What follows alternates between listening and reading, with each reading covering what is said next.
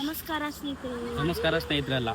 ಸ್ನೇಹಿತರೆ, ಮೈಸೂರು ಟು ಹುಣಸೂರು ಈ ಹೈವೇನಲ್ಲಿ ಹೋಗ್ತಾ ಇರಬೇಕಾದ್ರೆ ನಿಮಗೆ ರೋಡ್ ಸೈಡಲ್ಲಿ ಎರಡು ಕಡೆ ಫ್ರೂಟ್ಸ್ ಆಗಿರ್ಬೋದು, ಎಳ್ನೀರಾಗಿರ್ಬೋದು ಅಥವಾ ಈ ಹಲಸಿನನ್ನೆಲ್ಲ ಸಿಗುತ್ತೆ.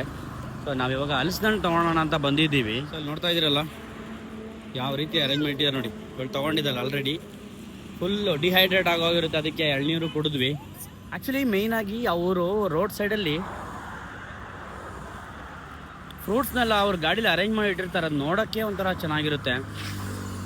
ಡಿಸೈನ್ ಆಗಿ ಒಂಥರ ಟ್ರಯಾಂಗಲ್ ಶೇಪಲ್ಲಿ ಅರೇಂಜ್ ಮಾಡಿ ಇಟ್ಟಿರ್ತಾರೆ.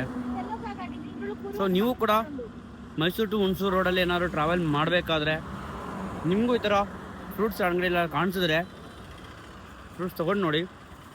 ತುಂಬಾ ಚೆನ್ನಾಗಿದೆ, ತುಂಬಾ ಸ್ವೀಟ್ ಆಗಿದೆ. ಇವ್ರು ನೋಡಿ ಇಲ್ಲಿ ಆಗಲೇ ತಿನ್ನೋಕ್ಕೆ ಸ್ಟಾರ್ಟ್ ಮಾಡಿಬಿಟ್ರು. ಎಷ್ಟು ನೀರಿದೆ ಅದರಲ್ಲಿ? ಫುಲ್ ಇದೆ ಅಲ್ಲ. ಒಂದು ಎಳ್ನೀರು ಇಬ್ಬರು ಕುಡಿಬೋದು, ಅಷ್ಟು ನೀರಿದೆ ಅದರಲ್ಲಿ. ನಂಗೆ ಬೇಡ, ತಿನ್ನು ನೀನೆ. ಇದೇ ಎಳ್ನೀರನ್ನ ನೀವೇನಾದರೂ ಬೆಂಗಳೂರಲ್ಲಿ ತೊಗೊಂಡು ಕುಡಿಬೇಕು ಅಂದರೆ 75ರಿಂದ 80 ರೂಪಾಯಿ ತಗೋತಾರೆ ಸೀರಿಯಸ್ಲಿ. ಇವನ್ ನಾನು ನನ್ನ ಆಫೀಸ್ ಹತ್ರನೂ ಕೂಡ ಎಳ್ನೀರು ಅಂಗಡಿ ಇದ್ದಾವೆ. ಅಲ್ಲಿ ಹೋಗಿ ಕುಡಿಯೋಕ್ಕೆ ಹೋದರೆ 75 ರೂಪಾಯಿ ಒಂದು ಎಳ್ನೀರಿಗೆ. ಅದರಲ್ಲೂ ಬರೀ ಇಷ್ಟೇಷ್ಟು ನೀರಿರುತ್ತೆ.